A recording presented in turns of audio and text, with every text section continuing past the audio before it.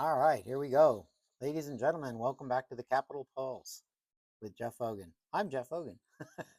Anyways, happy Friday, everybody. Hey, we've survived another week of headlines, Fed speak, and the bureaucratic gymnastics that they're doing in political ideology and movements. But on Fridays, we take a breath and we take a breather. We stop looking at what and we stop looking at the why. So, welcome to our Friday Foundations show.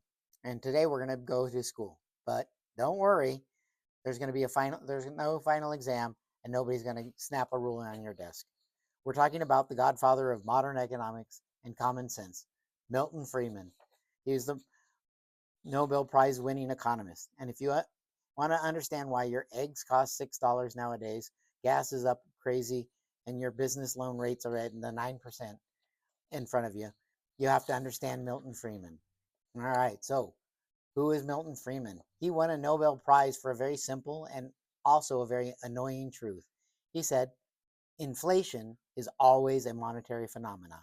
So what does he really mean by that? Now, what does that mean in economic speak? It means that inflation isn't a mystery.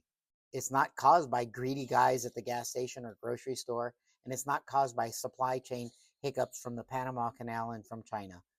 Freeman taught us that inflation is caused by one thing and one thing only, the printing press. Think of it like this. If you're at a poker table and the house suddenly gives every player an extra $10,000 in chips, what happens to the price of the bids? They go way up. Why?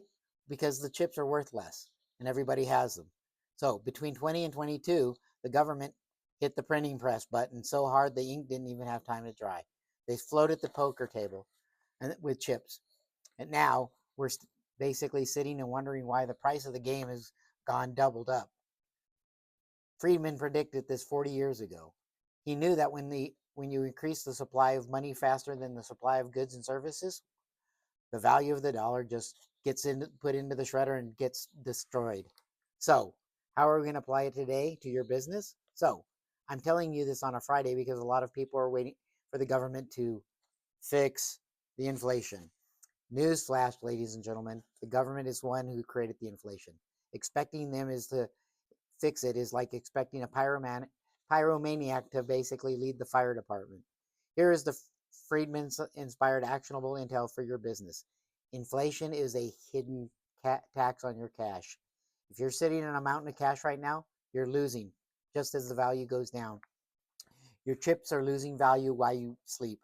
Friedman's logic tells us that in a inflationary cycle, you want to be your own productive, you want to own productive hard assets, real estate, equipment that increases your efficiency, your own business premises, hard assets that retain their value and can be sold for cash in the future if the need ever arises. Think gold. Why? Because while the dollar shrinks and the value of your stuff you own and the income it generates adjusts to the market, you aren't just borrowing money, you're actually shorting the dollar. Think of it this way. The government likes inflation because they are the largest borrower in the world and they can borrow now and pay back the loan with cheaper dollars in the future. That's the effect of inflation. But but that's time for another show in the future. So, Friedman famously said, there's no such thing as a free lunch. Well, we're all eating that lunch right now and the bill just hit the table. My advice for the weekend, stop, look at your bank balances as a scoreboard, and start looking at your assets list as a fortress. If you want to talk about how you move your business from a cash drain position and losing value to an asset strong position using the bank's money, borrow yourself, you can take the same position that they're doing and use it for your business and your growth and hedge against inflation. You know where to find me. Give me a call, reach out.